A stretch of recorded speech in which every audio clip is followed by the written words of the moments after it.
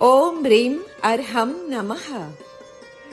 અરિહંત પરમાત્માના દર્શન વખતે શું ભાવ ભાવવા. અહો ત્રિલોકીનાથ, અનંત અનંત સુખદાતાર. એવા પરમાત્મા, આપના સાક્ષાત દર્શન મને મળ્યા. એથી મારા આત્માના પરમાત્મ સ્વરૂપ તરફ મારી દ્રષ્ટિ જશે. રાગ આદિની ગુલામી અને એની વિટંબણાઓ પર હવે સમજાશે. ધન્ય પરમાત્મ દર્શન. આ જાતિનો ભાવોલ્લાસ જગાડવો જ જોઈએ. શ્રી સિદ્ધ ચક્રના બીજરૂપ અરહમ બીજાક્ષરને એ પછી આજ્ઞા ચક્રમાં સ્થાપના કરી ચંદ્ર જ્યોતિ તુલ્ય પ્રકાશમય એવા કુંભક પ્રાણાયામમાં અરિહંત પરમાત્માનું ધ્યાન કરવું. અરહમમાં અ એટલે શબ્દ બ્રહ્મનો આદિ અક્ષર અને અમૃતનો આગાર. હ એટલે અનાહત અને ગગન બીજ. ર એટલે અગ્નિ બીજ, અષ્ટકર્મ દહન કરનાર રત્નત્રય વાચક. અને બિંદુ કલા એટલે પરબ્રહ્મ સિદ્ધ સ્વરૂપ. અરહમ રત્નત્રયનો પ્રકર્ષ આ રીતે છે કે અ એટલે અમૃત એટલે સમ્યક દર્શન. ખોડો ર એટલે અગ્નિ એટલે સમ્યક જ્ઞાન.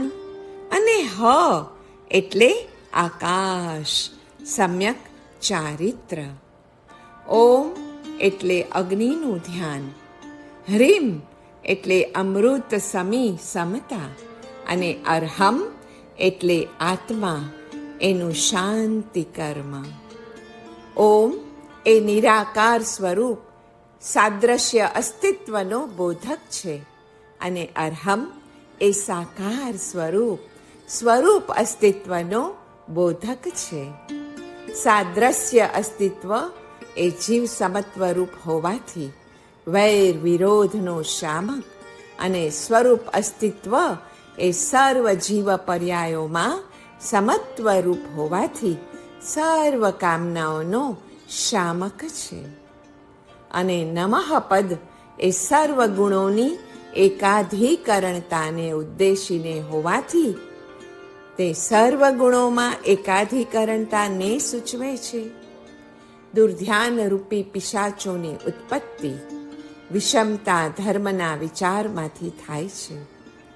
તેનો નિગ્રહ ત્રિવિધ એવા સમતા ધર્મથી થાય છે, જેને જન્માવનાર ત્રિપદ રૂપી મંત્ર ઓમ અરહમ નમઃ 5 અક્ષરોનો થાય છે. તેનું મનન, ચિંતન અને નિધિધ્યાસન એ મોક્ષનો માર્ગ છે. ઓમ ક્ષાંતતા પ્રદાયક છે, અરહમ દાંતતા પ્રદાયક છે, અને નમઃ એ તો શાંતતા પ્રદાયક છે. હુમ એ પણ ગુરુ મંત્ર છે. ઉપનિષદમાં એમ કહ્યું છે કે ભગવાનનું પહેલું નામ હું હતું. ઓમ પણ પાછળથી થયેલ છે. અક્ષર આઈ અયારમ હયારમ મંતક્ષરમ ચ અંતિ એ મધ્યે વન્ન સમુચ્ચય રયણત્તય ભૂસિયમ અરહમ. મૂર્તિ અને મંત્ર એ સાધન છે, સ્વરૂપ એ સાધ્ય છે. અરહમ વડે આત્માનું જ ધ્યાન થાય છે. ઓમ વડે કર્મદાહ અથવા વિભાવનો નાશ થાય છે. અને રીમ વડે અમૃત પ્લાવન કે પરમાનંદની પ્રાપ્તિ થાય છે. અરહમ એ તો કુંડલીની ઉદ્ઘાટક અવ્યય છે. તે પરાવાણી છે. અધોરેફ તે અધોમુખ શક્તિ છે. અને ઉર્ધ્વરેફ તે ઉર્ધ્વમુખ ગમન છે. પરમેષ્ઠીને નમસ્કાર એ પ્રાર્થના સહિત હોવો જોઈએ.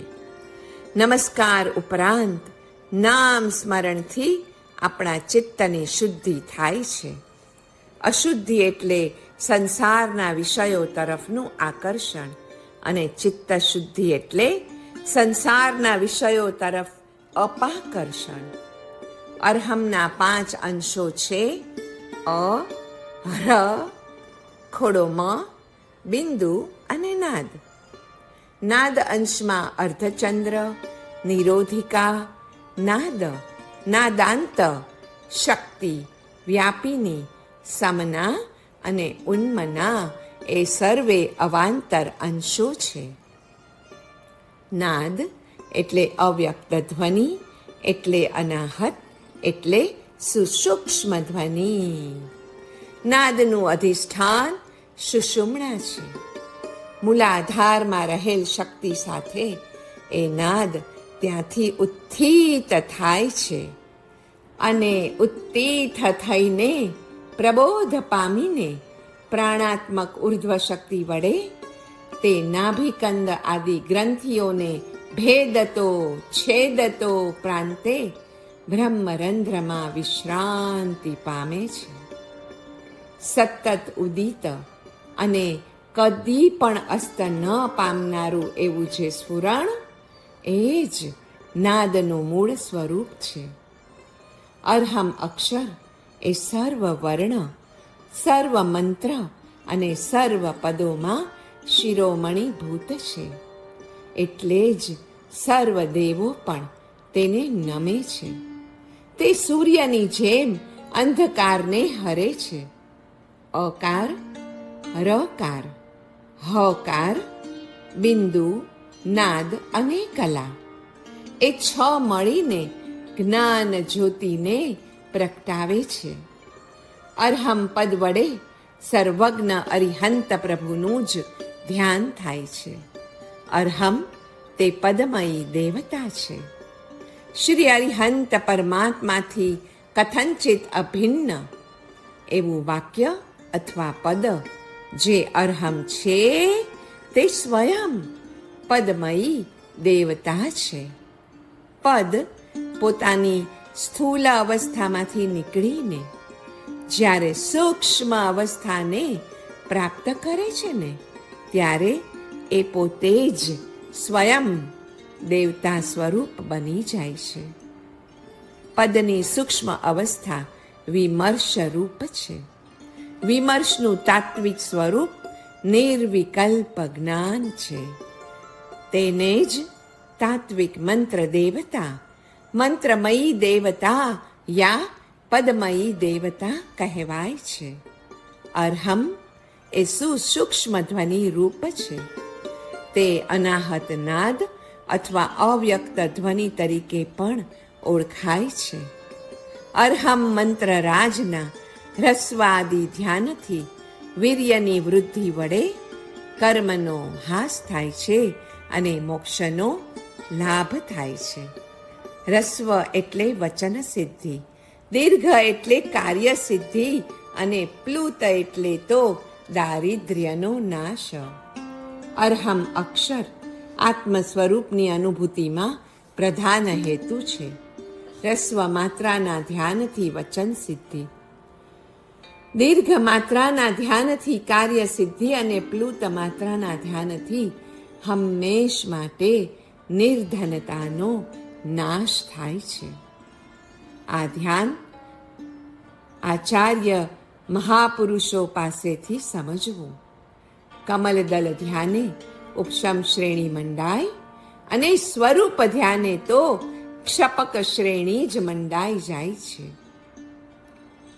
જેમ અરહમ અક્ષર સર્વ વર્ણમય છે અને માતૃકાના પ્રત્યેક વર્ણ તત્વ છે, તેમ અ, ર અને હ આ 3 તત્વો એવા છે કે જેમાં સર્વજ્ઞ પરમાત્મા સ્વયં રહે છે. એટલે જ અ જે કંઠમાં રહે છે તે અભયપ્રદ છે, તે અમૃત મૂર્તિ છે. ર જે મૂર્ધામાં રહે છે ત્રિવર્ગ અને રત્નત્રયની પ્રાપ્તિ કરાવે છે. હ જે હૃદયમાં રહે છે તે સર્વ કાર્યનો સાધક અને મોહનો નાશક છે. અને બિંદુ અને કલા તો મોક્ષદાયક અને નિર્વાણ સાધક કરવા માટે નાસાગ્રે રહે છે. 3 વર્ણવાળા અદ્ભુત ઓમ અરહમ મંત્રનું કાર્ય એ છે કે આ મંત્ર ઉત્કૃષ્ટ ધ્યાન શુદ્ધિ કરાવીને સ્વાત્માથી અભિન્ન અને આત્યંતિક સુખાનુભૂતિ કરાવે છે. કોઈ પણ જાતના સરકારી બંધન અથવા કારાવાસમાંથી છૂટવા માટે ઓમ અરહમ આ ત્રિઅક્ષરી જાપ રામબાણ ઉપાય છે. સિદ્ધાસન, ભ્રૂ મધ્યમાં ઉપયોગ અને ઓમ અરહમનો જાપ, આ 3 વસ્તુ પણ ધ્યાનના અભ્યાસમાં અતીવ ઉપકારક છે. મુખને ઓમકારથી વીંટવું, ભાલ સ્થળમાં કલા અને તેના ઉપર જે બિંદુ છે ને તે સ્થાને અરહમની કલ્પના કરવી. ઓમ બોલતા ઓમની કલ્પના અને અરહમ બોલતા બિંદુમાં ઉપયોગ જવો જોઈએ. એથી સ્થિરતા આવે છે. ઓમ બોલતી વખતે શ્વાસ લેવો અને અરહમ બોલતી વખતે શ્વાસ મૂકવો. મનમાં બીજું કાંઈ જ ચિંતવવું નહીં. મુખસ્થાને 5 અનુત્તર કલ્પવા. એ રીતે ઓમ અરહમ ત્રિઅક્ષરનું ધ્યાન કરવું. તેમાં ધ્યાનના સર્વ પ્રકારો સમાઈ જાય છે. તે કહે છે કે વિશ્વ વ્યવસ્થાને ન માનવી તે આર્ત ધ્યાન છે અને તેને બદલાવવા ઉગ્ર થવું તે રૌદ્ર ધ્યાન છે. ઓમ અને અરહમની તો બહુ સુંદર જુગલબંધી છે. ઓમ એટલે બાહ્ય ભાવનો સંકોચ, બહિરાત્મ ભાવનો ત્યાગ. અરહમ એટલે આંતરભાવ નિયમન અને અંતરાત્મ ભાવ સ્થિતિકરણ. નમઃ એટલે પરમાત્મ ભાવમાં પરિણમન અને તેનું વિસ્તૃતીકરણ.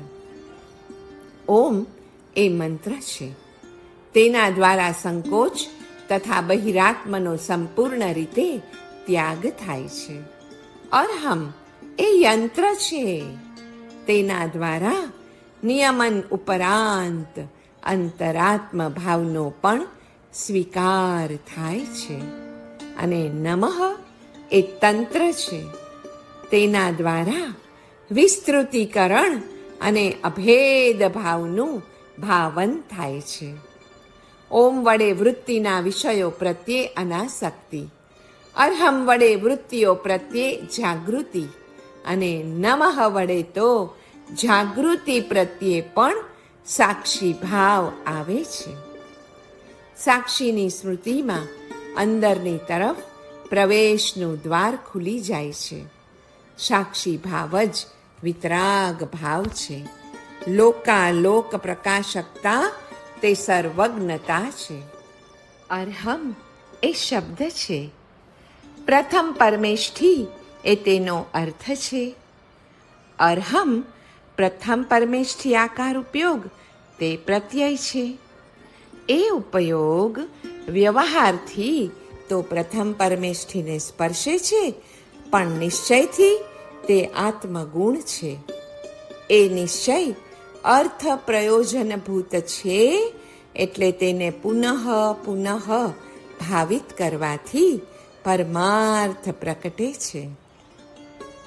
ભાવિત પરમાર્થનો અર્થ કે ઐદમ પર્યાર્થ એ છે કે જ્ઞાનાકાર પરિણામ પામેલો મારો પોતાનો આત્મા અર્થાત એ જ અરહમ છે.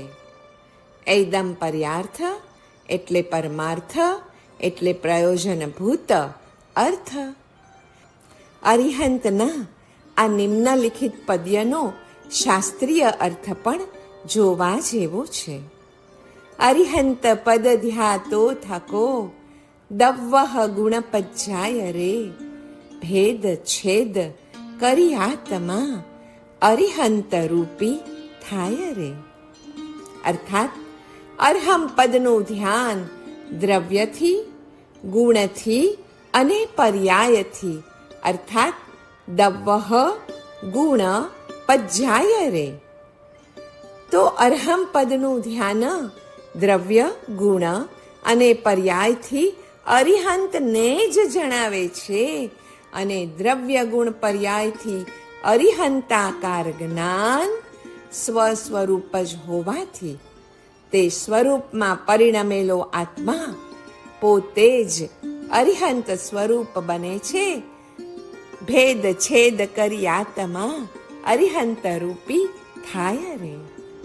અર્હમ શબ્દની ગર્ભિત આવી પ્રક્રિયા છે. પ્રથમ પદમયી દેવતા રૂપ અર્હમ શબ્દનો અક્ષર રૂપે, એ પછી તેના અર્થનો અભિધેય રૂપે, અને તે પછીની જે પ્રત્યયાવસ્થા છે તેનો એકતા વેદન રૂપે અહીં નિર્દેશ છે. આ રીતે શબ્દ, અર્થ અને પ્રત્યયના આલંબન રૂપ પ્રક્રિયા ગર્ભિત છે. સ્વરૂપ, અભિધેય, તાત્પર્ય અને તત્વ આ પ્રક્રિયા ગર્ભિત છે.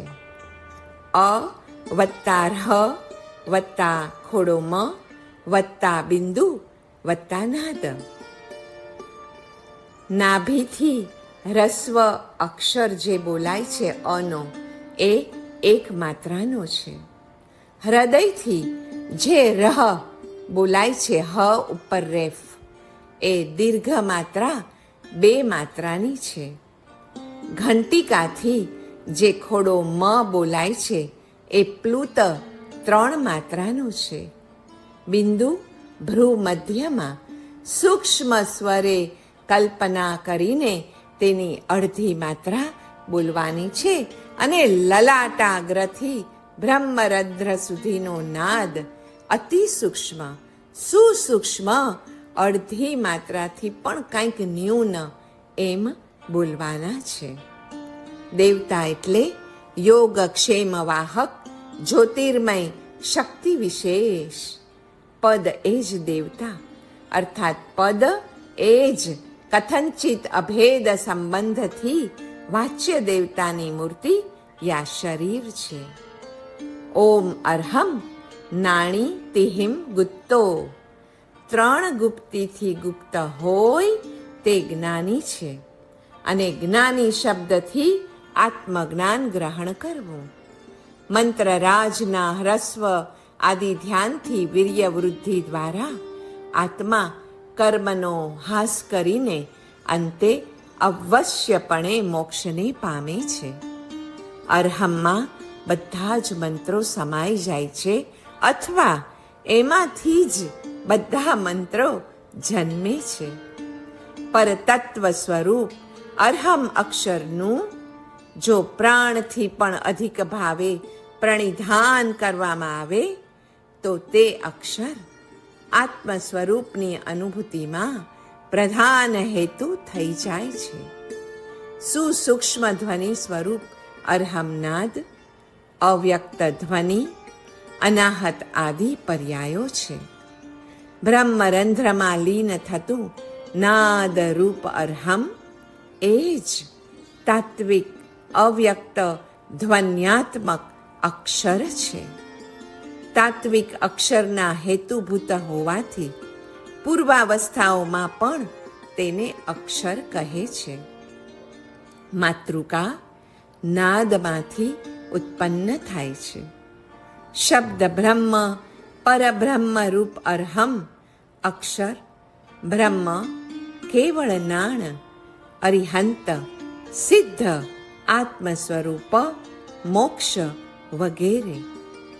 અર્હમ અક્ષર એ શબ્દ બ્રહ્મ રૂપ છે, સર્વ વર્ણમય અને સર્વ માતૃકામય છે.